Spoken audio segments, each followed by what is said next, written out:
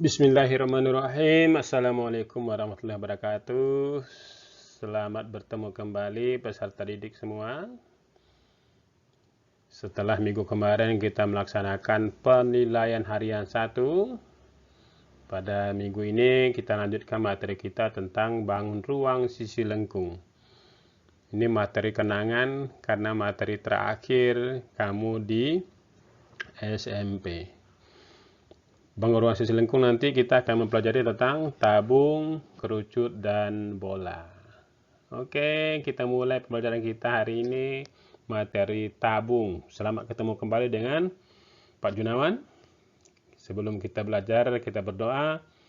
Mudah-mudahan diberikan kemudahan dan yang paling penting kita selalu dalam lindungan Allah Subhanahu wa taala, Tuhan yang Maha Kuasa, dari segala musibah, dari segala hal-hal yang merugikan kita. Oke, peserta didik, kita mulai siap-siap. Oke. Seperti biasa, agar pembelajaran kita terfokus, ini ya harus kita capai. Ya, kamu harus tahu unsur-unsur tabung. Ini yang penting ya, menemukan, bukan hanya menggunakan, menentukan rumus luas permukaan tabung, menemukan rumus volume tabung, baru menentukan, dan terakhir menyelesaikan masalah berkaitan dengan tabung.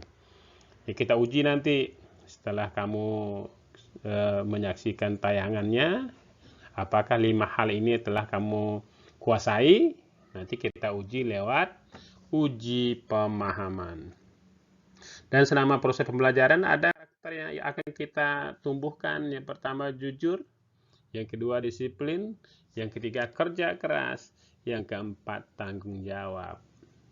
Ini karakter yang sangat dibutuhkan sebagai modal sukses kamu di masa yang akan datang. Oke, kita mulai tentang tabung. Sesuai dengan tujuan pembelajaran tadi, unsur-unsur tabung. Tabung itu punya apa aja sih? Tabung itu, ya namanya bangun ruang, pasti pertama ada sisi, rusuk, dan titik sudut. Nah, tabung punya berapa sisi, berapa rusuk, berapa titik sudut? Nih, ya. Tabung memiliki 3 buah sisi, 2 buah rusuk, dan tidak memiliki titik sudut. Yang mana 3 buah sisi itu? Ada sisi atas tabung, sisi tegak atau selimut tabung, sisi alas. Rusuk yang mana saja? Rusuknya ada 2, rusuk atas tabung, rusuk bawah tabung. Nah, yang kiri kanan itu apakah berusuk? Bukan, ya. Yang kiri kanan itu adalah garis pelukis. Oke, gampang ya. Tapi harus diingat. Ya, gampang tidak diingat percuma juga ya. Oke. Lalu dari unsur-unsur tabung kita bisa bikin pengertian tabung. Tabung adalah, atau biasa juga disebut silinder ya. Tabung dan silinder itu sama. Bangun ruang 3 dimensi yang dibentuk oleh 2 buah lingkaran. Tadi itu alas dan atas. Yang identik dan sejajar, berarti sama besarnya, sama ukurannya, sama bentuknya. Dan sebuah selimut. Nah, selimutnya kalau kita buka, selimut itu berbentuk persegi panjang. Jadi tabung itu dibatasi oleh 2 buah lingkaran yang kongruen dan sebuah persegi panjang yang namanya selimut. Ada yang bikin pengertian lain? Boleh ya. Banyak referensi-referensi tergantung sudut pandang kita. Ini di pengertiannya dibuat dari unsur-unsur tabung. Setelah itu ya, setelah kamu tahu mana unsur-unsurnya, pengertiannya apa, kemudian luas permukaan tabung. Ingat, permukaannya 3 tadi. Ada, atau maka sering disebut juga luas seluruh sisi gitu ya. Jadi luas permukaan tabung itu sama dengan luas seluruh sisi alas atas selimut. Sekarang biar jelas, kita buka nih tabung. Sehingga kalau dibuka digunting jadinya begini. Tuh. Jadi selimutnya berbentuk persegi panjang. Atas alasnya berbentuk lingkaran. Berapa luas permukaannya? Kita cari luas selimutnya. Panjang kali lebar. Panjang selimut sama dengan keliling lingkaran 2πr. Lebar selimut sama dengan tinggi. Sehingga luas selimut adalah 2πrt. Luas selimut. Kalau alas dan atas jelas luas lingkaran ya. Luas lingkaran. Sehingga luas permukaan tabung, luas alas, tambah luas selimut, tambah luas tutup atau sisi atas. Maka diperoleh 2πr R tambah T. Rumus tidak perlu dihafal, tapi sering digunakan. Ya, sering digunakan, maka nanti kamu akan hafal sendiri. Dan Bapak ingatkan, kalau lupa rumus kembali ke konsep. Karena rumus ini berlaku kalau tabungnya lengkap. Nanti kamu akan ketemu dengan tabung yang tanpa tutup. Ada juga tabung yang benda berbentuk tabung yang tutup dan alasnya tidak ada. Seperti paralon, cerobong asap. Nah, jadi rumus ini hati-hati juga menggunakan ya. Rumus ini berlaku untuk tabung yang lengkap. Ada alas, ada selimut, ada sisi atas. Oke? Jadi nanti latihanlah menggunakan rumus ini, maka rumus ini akan kamu hafal dan daya tahannya lama, ya ingatnya lama kalau sering digunakan. Kemudian kita masuk ke volume tabung. Nah, ini juga nih. Tabung itu ternyata memenuhi syarat sebagai prisma. Ingat, ciri-ciri prisma itu mempunyai sepasang sisi yang kongruen dan sejajar. Maka ada juga yang menyatakan kalau prisma itu tabung itu adalah prisma yang alasnya berbentuk lingkaran. Boleh memenuhi syarat ya, karena alas dan atasnya sejajar kongruen, maka termasuk prisma. Maka ada juga yang tabung merupakan prisma yang alasnya berbentuk lingkaran. Karena tabung berbentuk merupakan prisma, maka volume tabung sama dengan volume prisma. Masih ingat kan volume prisma? Luas alas kali tinggi.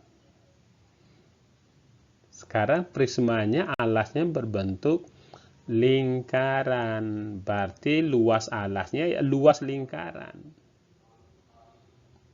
Apa luas lingkaran? πr kuadrat. Tingginya T, maka volume tabung πr kuadrat T. Udah ada dua tuh. Ada luas permukaan, ada volume tabung. Terserah mau mengingat gimana silakan. Berarti tujuan pembelajaran kita nomor 1, 2, 3 tadi udah menemukan. Sekarang kita menentukan luas permukaan tabung dan volume tabung. Contoh, suatu tabung yang diameternya 14 cm dan tingginya 8 cm. Tentukan N-nya tinggal. Luas permukaan dan volume tabung. Oke? Kalau lupa rumus ya dilihat lagi, nggak apa-apa ya. Luas permukaan tabung tadi sama dengan 2πr dalam kurung R tambah T.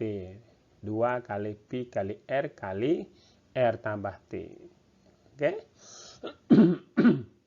Nah, 2πr kali R tambah T. Untuk R-nya kelipatan 7, Pi-nya kita gunakan 22/7. sehingga diperoleh luas permukaannya 660 cm persegi. Ingat di SD sudah belajar. Oke ya. Volume PR kuadrat T. Pi-nya 22/7, R-nya 7, dan tingginya 8. Maka diperoleh 1232 cm kubik. Masih menentukan. Tujuan pembelajaran yang keempat. Contoh 2. Nah, kalau udah contoh 2 begini, ini sudah masuk ke penerapan, menyelesaikan masalah. Sebuah cerobong asap terbuat dari seng berdiameter 20 cm dan panjang 12 meter. Luas seng yang dibutuhkan, ingat, cerobong asap itu berbentuk tabung, tapi alas dan atasnya terbuka. Sehingga kamu tidak bisa menggunakan rumus 2πr R tambah T. Berarti kita menggunakan rumus luas permukaan itu luas selimut. Ya. Luas selimut saja. 2πRT. R-nya 10 cm. T-nya 1200 cm. Kalau kelipatan 10, sebaiknya pi-nya dipakai 3,14. Sehingga diperoleh 75.360 cm persegi. Jadi nggak boleh pakai rumus 2πr R tambah T. Nanti jadi kaleng. Nah, asapnya lewat mana kalau ada alas di atasnya gitu. Nah, ini menyelesaikan masalah tadi, ya. Contoh ketiga. Contoh yang ketiga. Nah, ini juga udah masuk yang terakhir nih, menyelesaikan masalah. Di sebuah tabung dengan panjang jari-jari 10 cm berisi minyak 14 cm. Jadi di dalam tabung berisi minyak 14 cm. Ke dalam tabung tersebut dimasukkan minyak lagi sebanyak 1,884 liter. 1,844 liter. Tinggi minyak dalam tabung sekarang setelah dimasukkan tabung kembali awalnya 14. Maka kalau ada soal begini, kita lihat 1,884 liter itu berapa tingginya kalau dimasukkan ke dalam tabung. Liter itu desimeter kubik. Liter itu desimeter kubik. Maka dirubah menjadi sentimeter, 1,884 itu sama dengan 1884. Jadi kita cari itu dulu. Jadi kita cari 1884 cm kubik itu kalau dimasukkan dalam tabung yang panjang jari-jari 10 berapa tingginya? Maka diperoleh tingginya adalah 6 cm. Awalnya ada 14 cm, berarti tinggi minyak dalam tabung sekarang adalah 20 cm. Maka selain konsep dasar tentang volume dan luas permukaan tabung, perlu juga kamu meningkatkan analisis berpikir kamu.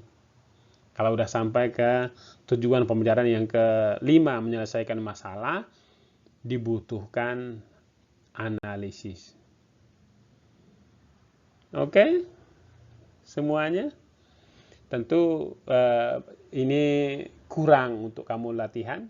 Maka silakan cari referensi baru, referensi lain, baca buku paket, banyak di internet, silakan buka. Dan kamu harus punya niat untuk mengembangkan diri kamu sehingga pemahaman kamu makin luar biasa. Sekian pertemuan kita hari ini. Sampai jumpa lagi. Terima kasih. Tetap semangat. Wassalamualaikum warahmatullahi wabarakatuh.